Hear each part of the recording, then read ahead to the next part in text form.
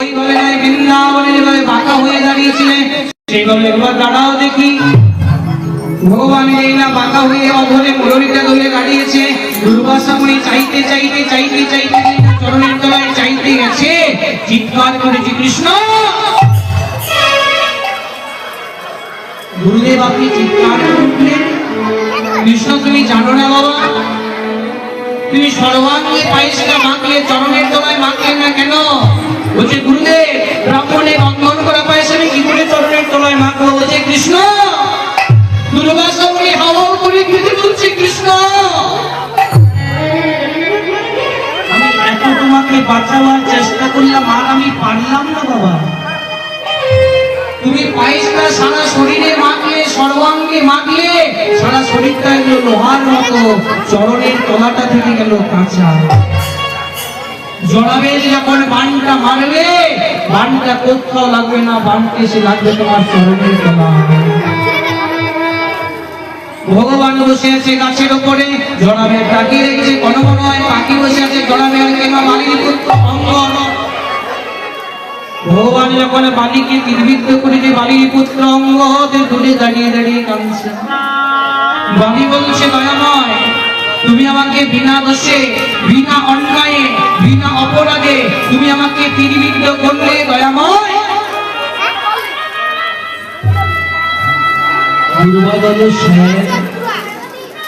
ওই দেখো দূরে দাঁড়িয়ে একজন কাঁদছেটা কে? বলে ওটা আমার পুত্র অঙ্গদ। বলছে অঙ্গদকে ধরো। ভগবান বলছে অঙ্গদকে আমি ধরবো না, অঙ্গদ আমাকে ধরবে। ভক্তিমতী মায়েরা গৌর ভক্তমণ্ডলী বেড়ালে বাচ্চাকে ধরে, বাচ্চা কিন্তু বেড়ালেকে ধরে না, কিন্তু বাদর কখনো বাচ্চাকে ধরে না, বাচ্চাটা বাদরটাকে ধরে। ভগবান যদি আপনাদের মতো কোনো ভক্তকে একবার ধরতে পারে, কোনো বাবার ক্ষমতা নেই যে তাকে ছাড়িয়ে নিয়ে আসতে পারবে। ভগবান বলছে তুমি যেটা চাইবে অঙ্গদ আমি সেটাই দেবো। দয়াময় কবে আমি তোমাকে মারতে পারবো? বলছে কাপড় লেগে তৈরি হবে, জড়াবে আমি হবো বিধরে কৃষ্ণ। বানটা মারবে, বানটা লাগবে চরণের তলায়। ভগবান বসে আছে গাছের উপরে, জড়াবে তাকিয়ে দেখছে, কোনো মনে হয় পাখি বসে আছি। কোন পাখি? ময়ূর পাখি। ময়ূর হা করলে ময়ূরের মুখের ভিতরটা জবা ফুলের মতো লাল, গোবিন্দের চরণের তলায় হলো লাল। ময়ূরের গায়ের রংটা গোবিন্দের গায়ের রঙ কালো। জড়াবে তাকিয়ে দেখে পাখি বলে বানটা মেরেছে। ভগবানের চরণের তলায় বানটা লেগে ঠাকুর আবার গাছের থেকে মাটিতে পড়ে গেছে, গড়া গড়ে যাচ্ছে আর চিৎকার করছে চলিতে সবতি না পাপে খড় খড়, এবার আমায় বাঁচারা রে কহি গিরি হর।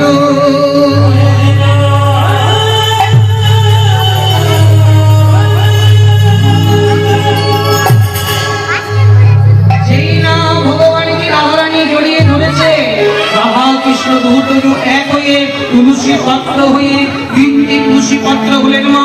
দুটো তুলসী চলে গেলেন নারায়ণের চরণে, একটা তুলসী সতী মাতা অষ্টভূমি গঙ্গা নদী স্নান করতে গেছিল, একটা তুলসী বনরসে নিয়ে পান করলেন।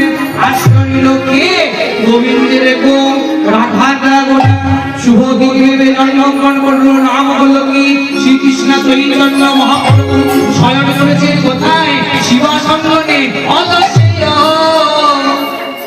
অবশ্যই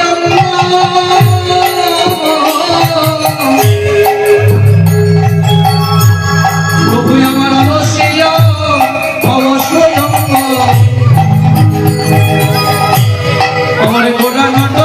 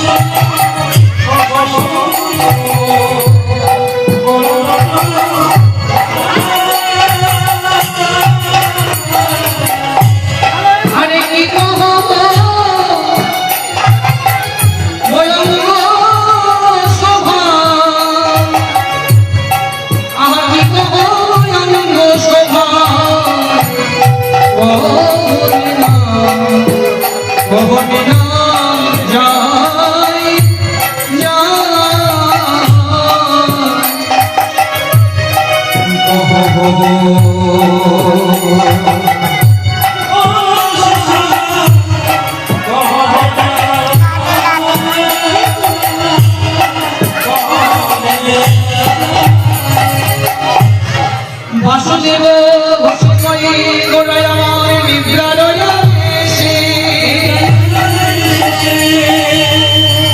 অনেক বেলা হয়ে গেল, প্রভুর এখন আমার ঘুমার ভাঙল না। তাই ভক্তিমতী মায়েরা গৌর ভক্তমণ্ডলী এতক্ষণ যেটা গাইলাম সেটা হলো গৌরচন্দ্রিকা। এবার আমরা বৃন্দাবন লীলায় প্রবেশ করব।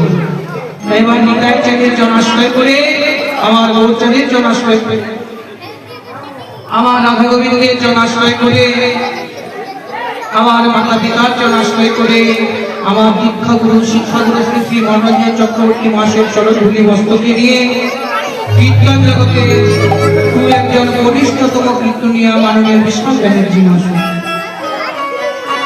তাই লীলার আরম্ভে অনেক কিছু ভুল ত্রুটি হতে পারে, আপনারা আমাকে নিজ নিজ গুণে সন্তান মনে করে, ছোট্ট ভাই মনে করে বেশ ভুল মার্জনা করবেন। তাই আজ লীলার বিদগ্ধ বস্তু হলো মুরলী বর্ষণ নয়, কারণ মুরলী বর্ষণ তো সবাই শিখছে, এটা কিন্তু নতুন কুঞ্জবর্ণ। কুঞ্জবর্ণয় দুটো লীলা হয়, একটা হলো মুরলী বর্ষণ, একটা হলো কুঞ্জবর্ণন। আমি যেটা করবো সেটা হলো কুঞ্জবর্ণন, সেটা মুরলী বর্ষণ নয়। তাই মধুদশী বৃন্দাবনে রাধা মাধব আমার সারা রাত্রি রাশি মিশি নৃত্য করে জাগরণ করে খেলায় পাবো স্বয়ং বনে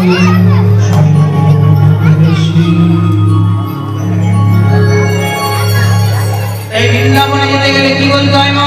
হাতগুলো তুলে জয় জয় রাধারানী কি, জয় জয় কৃষ্ণ কানাইয়া কি। বৃন্দাবনে